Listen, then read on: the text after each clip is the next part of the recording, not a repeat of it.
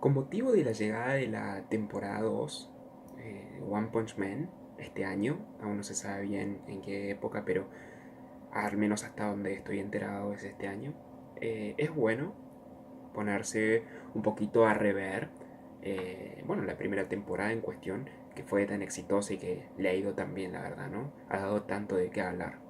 Bueno, a grandes rasgos, o sea, todas las personas más o menos que tienen cierto seguimiento del anime tienen idea al menos de qué trata, ¿no? Es este, este personaje que derrota a sus enemigos de un solo golpe, ¿no? Y que se encuentra en este estado de permanente aburrimiento debido a que ya no encuentra desafíos en su vida, ¿no?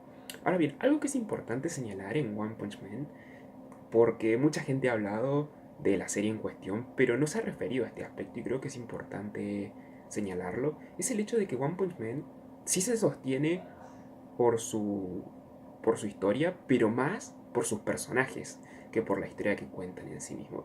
Sé que suena un poco raro, pero lo voy a explicar de una manera más simple. Los personajes en One Punch Man están diseñados de una forma tal de los cuales uno no se olvida nunca. Nunca ha pasado, o sea, que nunca que no sé, quieren recordarse un personaje de una serie y resulta que no recuerdan cómo se llamaba o qué hacía o se lo confunden con otro personaje muy parecido. Bueno, eso es mala señal. Cuando sucede eso con algún personaje de una serie, eh, quiere decir que es un personaje que tiene poco carisma, que es poco atrayente, y entonces uno se lo olvida rápido. En cambio, los personajes de One Punch Man, inclusive los más secundarios que solo aparecen en una escena o poco más, son personajes que están creados eh, de una manera tal que uno siempre siente interés, aunque sea por su diseño, aunque no digan ni una sola palabra, el diseño que tienen es muy, muy interesante, la verdad. Es decir, uno los ve y ya dice, uy, me pregunto qué hará este personaje, ¿no? O sea, cómo se desarrollará.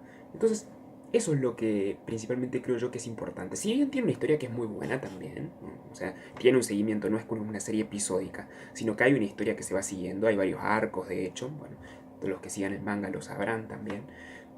Bueno, en el anime inclusive se presentan varios arcos, ¿ya? A pesar de que, bueno, como digo, tiene una historia que contar, los personajes son el componente predominante, ¿no? O sea, son... Porque de por sí mismo, es decir, podrían contar una historia súper simple, inclusive más simple de la que ella se cuenta, que de por sí no tiene ninguna arista o ninguna complejidad, pero podría ser aún más simple e igual se sostendría porque los personajes son tan carismáticos, ¿no? O tan atrayentes, ¿no? Tan atractivos. Esto no tiene que ver ni con el acting, que es muy bueno, ni con la animación, que es buenísima también, ni con el dibujo, que es genial. Porque ustedes fíjense que el webcomic no tiene ninguna de estas tres cosas, tiene un dibujo que es, a ver, súper precario, o sea, es como que está hecho a mano alzada, ¿no? Eh, no tiene acting de doblaje, porque obviamente es un webcomic, o sea, es algo estático, y obviamente tampoco está animado. Simplemente es el concepto que tiene, ¿no? Entonces, el concepto que tienen los personajes de One Punch Man es básicamente se mezcla lo serio con la comedia. Porque ustedes fíjense que One Punch Man, si bien es considerado muchas veces un género primariamente de comedia, se toma bastante en serio a sí mismo en determinados temas, ¿no? Y hay muchos personajes que se toman súper en serio lo que hacen, otros que no son tan así. Por ejemplo, los mismos héroes de rango S lo vemos. Tenemos, por ejemplo, el hombre perro, que parece un chiste en sí mismo. Y después tenemos, por ejemplo, al niño emperador o al samurái atómico. También después tenemos otros personajes como Zombie Man, ¿no? O sea, que son, bueno, o sea, personajes que se toman en serio a sí mismos, ¿no? Pero en contraste con estos personajes que son, eh, digamos, con un único fondo de comedia.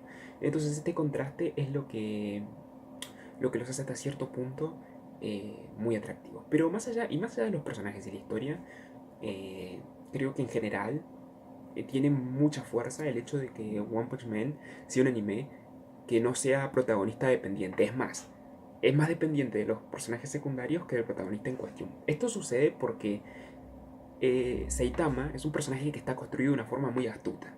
Es decir, Saitama es un personaje que es todopoderoso, pero es vago.